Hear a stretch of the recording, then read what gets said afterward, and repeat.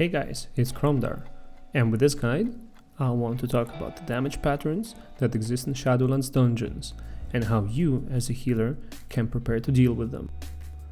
Any healer can benefit from knowing the damage patterns that exist, in order to plan out their cooldowns, and maybe even prepare their teammates for it, if you play in a coordinated environment. This is the first video in the series, and it is designed to help out all the healers out there, no matter the class. The second video that I'm making will focus on how to deal with these damage patterns specifically as a discipline priest. If you're relatively new to healing and want to get into Mythic Plus, or simply want to put some perspective and structure on what you're healing, then this is the video for you. Let's get to it.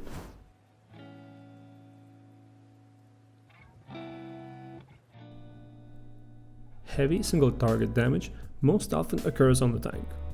That can either be one big hit, such as the first boss of Spires of Ascension, or Necrotic Wake mutilates,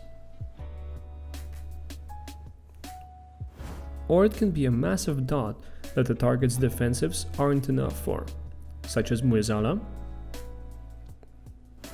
Maleficent Manastorm,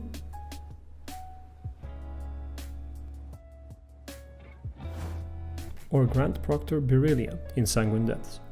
These are just some of the examples. In general, these instances of damage occur at relatively long intervals, and if everything is going according to plan, all you should be worried about is having the target topped off before these periods arrive.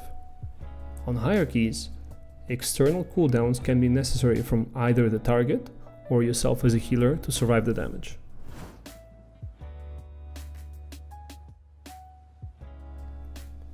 Heavy party-wide damage is one of the most fun damage patterns for me personally, because there is a lot of preparation and execution to it, and it feels very rewarding to heal.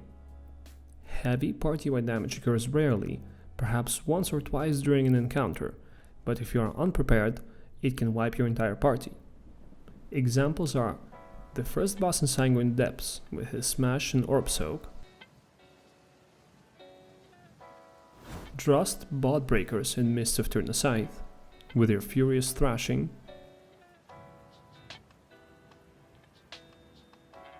Shards of Halkias in Halls of Atonement, although their thrash can be outranged relatively easily,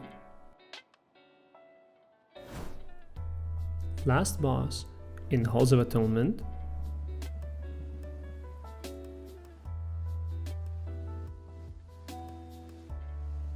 Margrave Stradama with her Infectious Rain,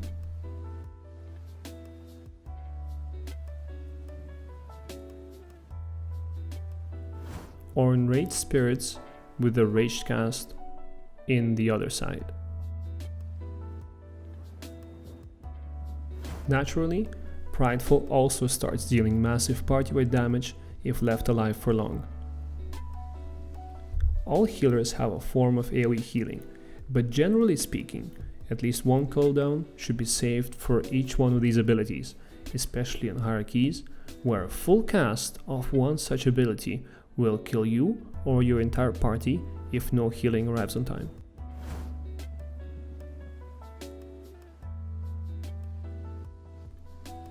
Randomized group damage is simply spikes in HP for random party members. Randomized group damage is trickier to approach because 1. It targets random party members, so preparing for it is a bit like preparing for heavy AoE. You simply don't know who the target is, so you assume that everyone's the target. 2. It occurs more often than heavy AoE, so you can potentially run out of cooldowns for this kind of pattern. And 3. It often comes in unpredictable moments. Sometimes it happens because your party missed an interrupt, like Burden of Knowledge cast in Spires of Ascension,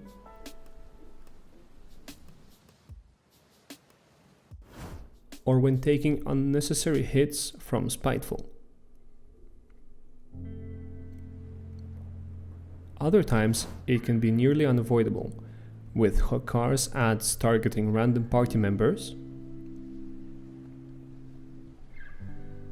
or shambling arbalists applying their nasty bleeds in Theater of Pain on fortified weeks. Those are personally the scariest for me. Ideally, interruptible randomized group damage is interrupted, either by you or by your teammates.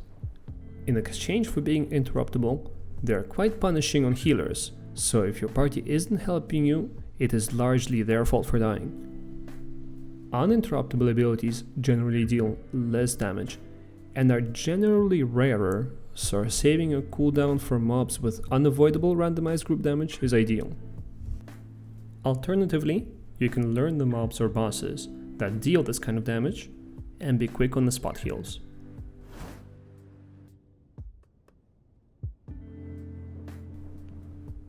A lot of bosses and some trash are accompanied by periods of low incoming damage, which is also a very important phase for us as healers. This largely occurs at the start of the fight, where the tank can self-sustain for quite a bit, especially for bosses. As you're also a member of the party that is clearing the M0 or the Mythic Plus, you should seriously consider doing DPS during these phases.